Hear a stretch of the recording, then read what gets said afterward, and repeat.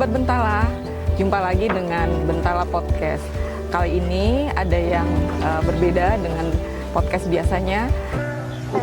Kami berada di bentang alam yang sangat menarik. Saat ini saya sedang berada di Selat Bengkalis, tepatnya di Pulau Padang, Desa Mekar Delima. Sudah ada bersama saya Bapak Abol. Beliau adalah tokoh masyarakat adat suku asli atau ada juga yang mengatakan suku Akit. Nanti kita akan berkenalan dengan Pak Abol. Selamat datang Pak Abol. Ya Pak, Bu. Mungkin biar sahabat Bentala mengenal Bapak bisa perkenalkan diri Pak. Ya, nama saya Abol. Ini kedudukan RT 3 Desa Mekar Delima, Kecamatan Tasik Putri. Pekerjaan saya hari-hari Pak, Bu, nelayan. Baik.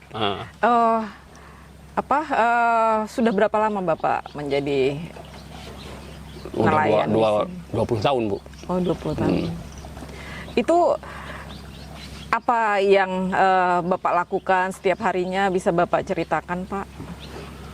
Saya lakukan setiap hari dengan saya nelayan itu ke tengah, ke tepi, ambil ikan, bawa ke tengah, dapat ikan masuk dalam itu saya tadi, masuk dalam drum, sudah masak dijemur.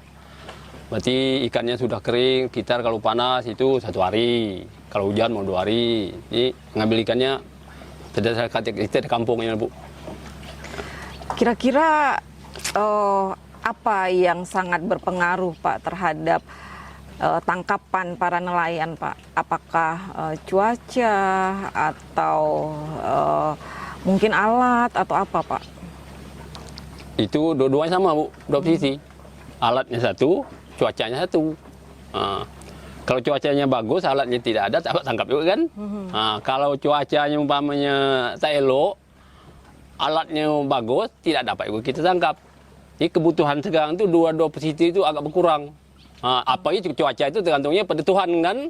Itu tak dapat kita, Bu, itu Tuhan. Cuma tergantung pada alat. Kalau alatnya sekarang tangkap saya tiga buah lah. Iya, kalau bahasa kami 3 buah kan. Ini tangkap itu sebetulnya semakin banyak semakin bagus. Tapi tidak dapat, Bu. Apa tuh yang biasa Bapak bawa kalau melaut, Pak? Sampan. Ya. Sampan punya sendiri, Pak? Punya sendiri. Ya. Terus jaring. Jaring itu jaring keluau. Keluau itu untuk nekap tepi pantai gitu kan. Itu aja, Bu. Kalau alat tangkap ikannya itu, tangkap ikan teri itu, ikan lomek dia, miang dia, ikan langai dia. Mungkin Bapak tak tahu, Ibu tak tahu langai macam mana. Terus kapan Pak cuaca yang baik untuk melaut itu Pak?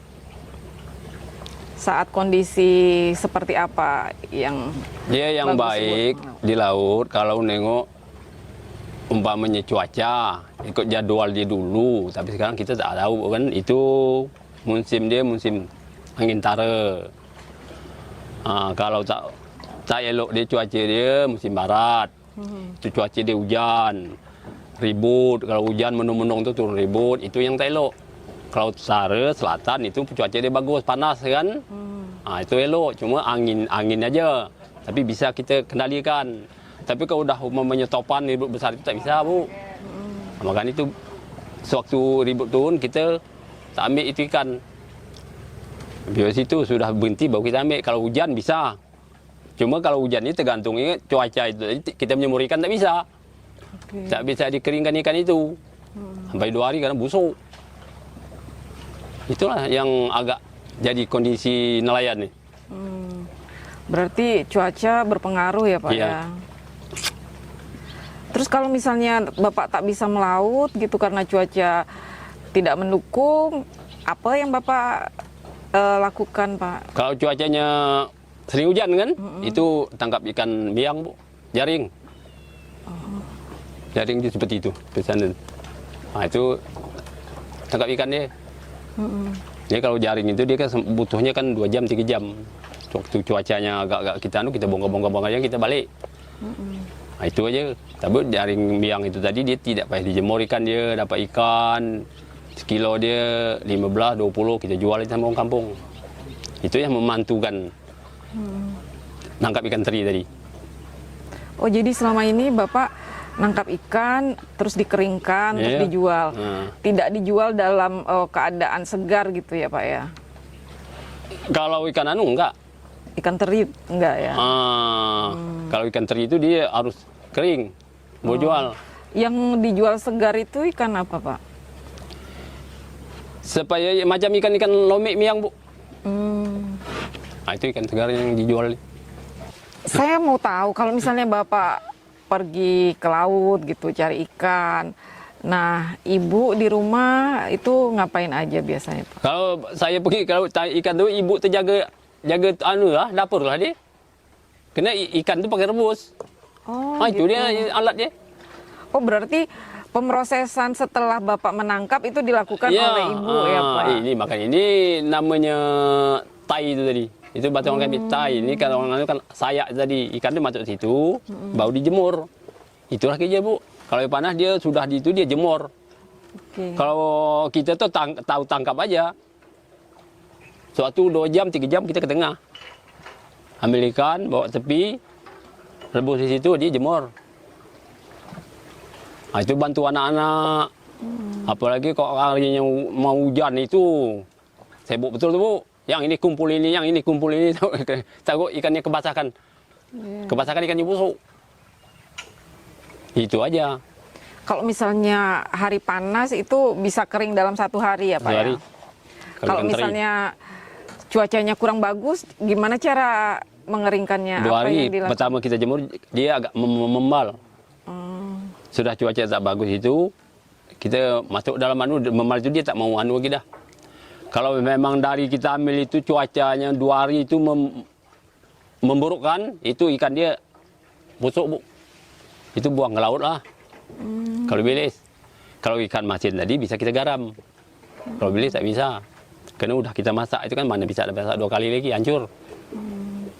Kalau bilis itu harus risiko dia. Tapi kalau panas, alhamdulillah bisa lah umpamanya tukar-tukar beras. Ya. Dulu Pak, kalau Bapak melaut itu lebih banyak hasilnya daripada sekarang atau sama saja gitu Pak? Kalau banyak dulu Bu.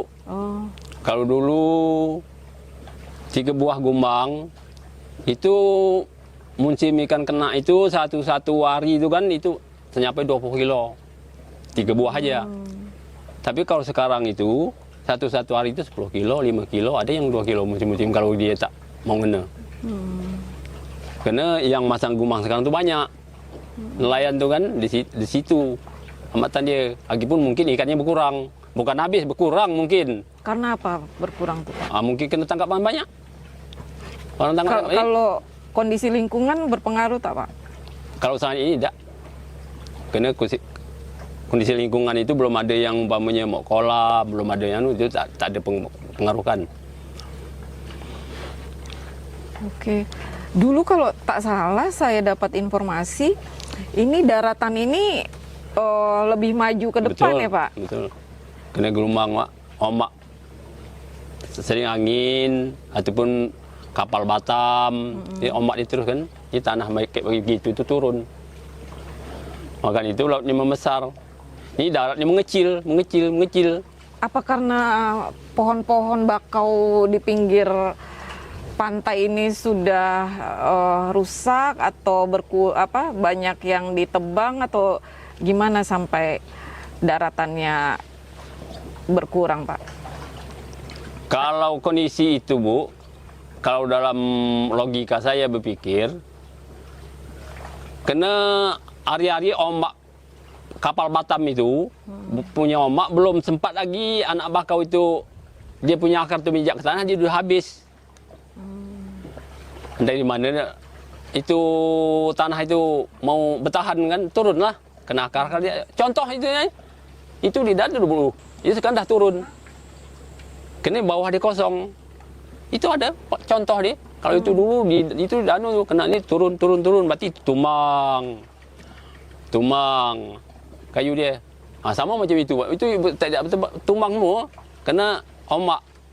Kalau ombaknya angin utara, kalau ini berarti dia cuma musim tahun kan satu kali. Kalau ombak Batam ini itu memang dikatakan tiap-tiap hari. Tapi sebenarnya hutan bakaunya terjaga ya Pak ya, tak rusak ya di kampung Mekar Delima. Memang kita jaga Bu, terawat. Kalau tak rawat habis Bu.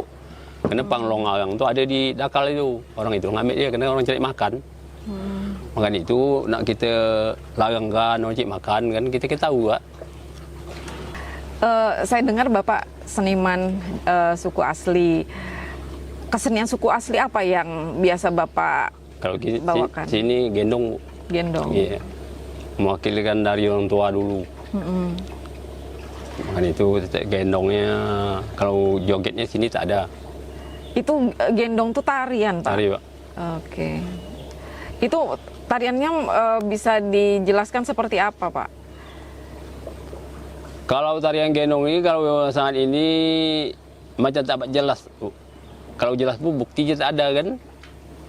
Jadi kalau ingin mau jelas jadi buktinya tarinya bagaimana. Langkahnya macam mana, gendangnya macam mana. Oh, jadi tarian gendong ini biasanya ada gendang. Ada gendang, gong dia, ada sunai dia. Ada penyanyinya. Penyanyi ada juga. Penyanyi.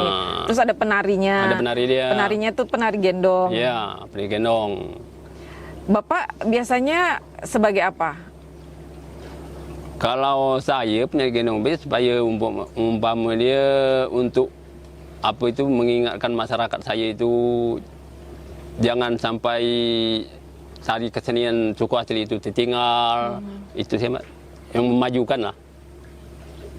Biasanya tampilnya kapan aja itu Pak? Tampilnya itu kalau gendong ini Bu, itu peniat dari kita sendiri. Kalau umpamanya ada nikah kawin, mau dia tarik gendong, kan, itu buat. Kalau umpamanya tanggal 17, kalau ingin kita kan meriahkan menyambutkan tahun mereka itu kan, itu bisa dibuat. Tapi yang kebanyakan Bu, pertama sekali untuk berubat, kedua untuk buat acara nikah, kawin. Kalau dulu sunat, kalau dulu iya sunat itu yang bisa dibikin. Kalau tidak ada tak boleh. Karena dasar gendong itu bukan hanya rekayasa, bukan hanya bikin buat gitu aja. Jadi memang dari apa kata orang itu dari leluhur. Dari macam dapat mimpi lah dulu kalau sakit ini. Dia dasar gendong itu Bu gini. Kalau dulunya dasar gendong itu dia orang kami ini dulu kan dokternya tak ada. Rumahnya di hutan. Dia dapatlah kesakitan anak itu. Ini ubat bomo dengan umpamanya apa itu tidak betah. Meniat tadi kalau anak ini sehat, macam umpamanya semula kala, berarti kami buat umpamanya suka ya kami tarik gendong. Tapi kita bakar menyin Bu. Kita siapa kepada yang paling datuk-datuk kita dulu lah umpamanya kan, kita bakar menyin. Kita kalau peniat kita itu yang saya bikin. Berarti jurusannya gendong ini kalau untuk bubat ini, kalau untuk permainan kesenian ini gini. Itu dia ada dua posisi. Berarti gendong ini tari dia nasi kunyit ini katakan gendong nasi kunyit. Nari nasi kunyit itu, ini nasi besar nama dia nasi kunyit tadi. Ini setiap tari gendong itu ada nasi besar tadi. Nasi besar itu kunyit, nasi kunyit. Dibikin ada 7 tingkat, ada 3 tingkat, ada 2 tingkat. Kalau untuk ubat itu adalah 7. Kalau untuk acara-acara ini ada 2 tingkat, ada 1 tingkat. Main dia kalau main acara itu dari malam ini kan kita binai kan, tawar dulu binai, tawar sampai besok malam. Dia selesai dia nyabut terus bertari, mula kita bertari. Berarti ada gendang dia, ada gong dia. Kalau orang kami bilang ketawa tu. Itu aja Bu kalau suku asli. Ada berapa penarinya biasanya tuh? Penari setelah Bu, kalau memang biasa itu ada 4 ada 6. Dia kadang 2 lelaki, 2 cewek, kadang cewek 2 aja. Lagu gendong itu yang setahunya orang tua dulu cerita, tapi saya tahunya cuma gendong, lendong, maling, bayan, lagu banyak Bu.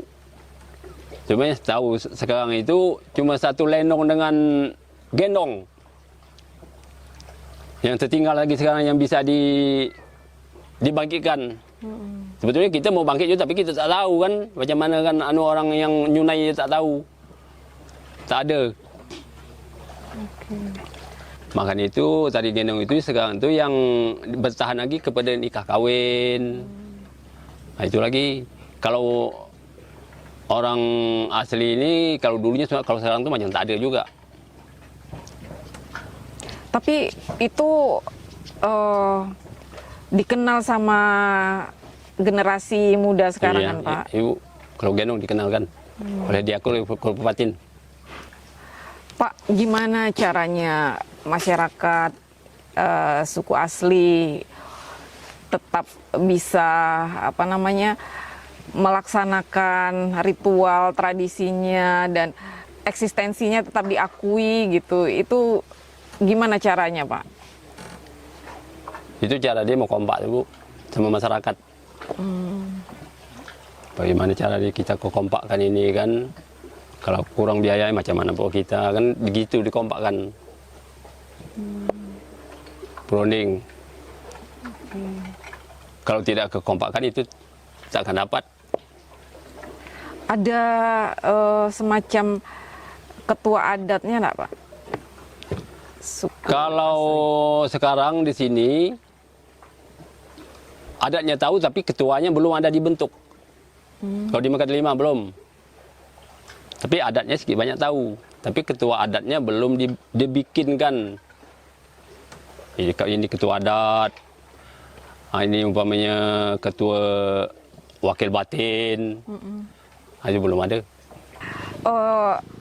Kalau tidak salah ada Tasik Putri Puyuh, itu adalah tempat yang sangat penting buat masyarakat suku asli. Nah, itu sekarang kondisinya bagaimana itu Pak? Kalau kondisi Tasik Bu, ya jujur saya belum pernah sampai. Tapi kok zaman Pak Koyan dulu itu selalu dia kalau yang umpamanya hal dia yang memberatkan itu selalu berdoa di situ. Ambil air Tasik tadi dulu. Makan itu kena ada umpamanya keyakin itu di situ tadi ada kesembuhan, makan itu yakin suku asli di situ. Maka itu dia tahu tempat Tasik ini memang hebat kan, memang angker. Itu aja Bu. Kalau mau menuju ke sana sekarang pakai itu seped perusahaan. Kalau jalan kaki tak bisa lagi. Dia ada di dalam lahan izin konsesi. Iya. Dia selepasnya itu bawah ini ada lahan RAPP. Ini buat bikin kanal. Ini kita mau menuju dia itu, kalau kita memang jalan kaki, kita berenang kanal itu. Panjang sungai kan, renang baru nyampe. Kalau kita pakai alat PT tadi, dia ada memang kanalnya, nak cerita kawan-kawan itu kanal 1005. Jadi ada tempatnya di situ. Dari kanal 1005 itu sekitar setengah jam dia sampai Tasik. Karena hutan lindung itu memang tidak boleh dimusnahkan kan. Hutan lindung Tasik itu tadi. Kalau dulu seperti apa Pak? Kalau dulu tak ada kanal, seperti sama macam kita berjalan ada rentes tikus itu yang kita Tapi amatannya kita tidak basah, kita bawa aja umpamanya seperti terpal sampai sana kita buat Tapi saya tak pernah pergi, kawan-kawan yang pergi buat berkemah situ pagi, besok baru turun. Di sana banyak bahan-bahan obat-obatan ya Pak ya? Banyak, kalau darat banyak. Akar-akar kayu, daun-daun kayu. Jadi sejak ada perusahaan agak susah masyarakat mau mencari bahan-bahan obat-obatan ya Pak? Memang susah. Susah serta payah. Karena kayu yang dibawa dari luar itu tidak dapat kita bikin obat. Kayu itu yang ditanam. Kayu yang alami tadi yang kita bikin obat itu musnah. Di situ macam balam, suntai, meranti. Meranti itu kalau anu kan kita ambil damar dia dijual sekilo 3.000. Kalau dulu pelanuk dia macam gaya apa itu kelulut dia. Itu kayu besar-besar lubang-lubangan itu bisa ambil. Kalau sekarang tak ada lagi. Sekarang itu mau ke darat itu aja kalau melalui PT itu dia tanya KTP. Ada KTP enggak? Tak ada KTP, tak usah naik. Usahakan ngambil itu kita naik itu aja. Saya KTP di situ agak menyusahkan. Kira-kira kayaknya Pulau Padang bisa tetap lestari nggak menurut Bapak? Kalau menurut saya itu belum tahu. Itu kan agak-agak kan. Itu semuanya sonorannya dari pemerintah. Masyarakat itu cuma untuk menyambung aja. Pemerintah itu kan sama dengan lahan bakau menanam dia kan itu kan punya modal.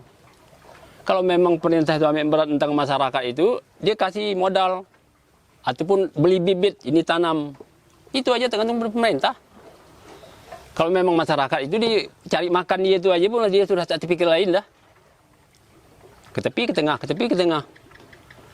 Kalau umpamanya nyaring ini mau kocak-kocak dalam motor tuh. Ini tak ada pikir lain, pikirnya aku ini kan mau dapat ikan, tidak itu aja. Harapan Bapak sebagai nelayan itu apa, Pak? Kalau sangat sekarang Bu tentang laut itu masih terjaga itu penilai pemerintah macam mana kan kebijakan. Satu nambahkan ekonomi masyarakat itu pemerintah juga. Kalau dari memang ada hasil saya itu memang pas-pas makan aja. Tapi kalau pemerintah mau membantu, berarti mungkin berkembang. Bantuan seperti apa yang Bapak butuhkan? Iya, yang seperti nelayan. Umpamanya dari apa itu Menteri Perikanan, ada bantu-bantu kan banyak. Saya dengar bantu-bantu gumbang, bantu apa kan. Jadi sebetulnya itu semuanya lingkungan kepala desa yang mau kebijakan. Kita cuma penerima. Kalau barang itu ada, itu kita bisa mengatasinya. Umpamanya kalau barang tak ada, kita bisa mengatasinya. Sama macam kayak menahan ini tadi. Apa yang umpamanya sudah ditahan untuk menahan ini? Api-api kayak, kedabu kayak. Yeah. Kalau bakau itu tanam dia darat Bu. Kalau ini tak mau tumbuh. Itu yang tumbuh ini api-api, kedabu. Beremang kalau macam ini api-api namanya. Itu yang bertahan di pantai ini. Itu aja. Baik Pak, terima kasih banyak ya Pak. Bapak Sama, sudah Bu. bersedia kita ajak podcast. Senang sekali Bentala News bisa berada di sini menikmati alam Pulau Padang. Kita semua berharap masyarakat suku asli tetap bisa menjalankan tradisi budaya dengan baik dan semoga pemerintah mendengar apa yang Bapak sampaikan. Insya Allah. Demikian sahabat Bentala, bincang-bincang kita hari ini. Bertemu lagi dengan Bentala Podcast berikutnya. Sampai jumpa. Salam dari bumi untuk bumi.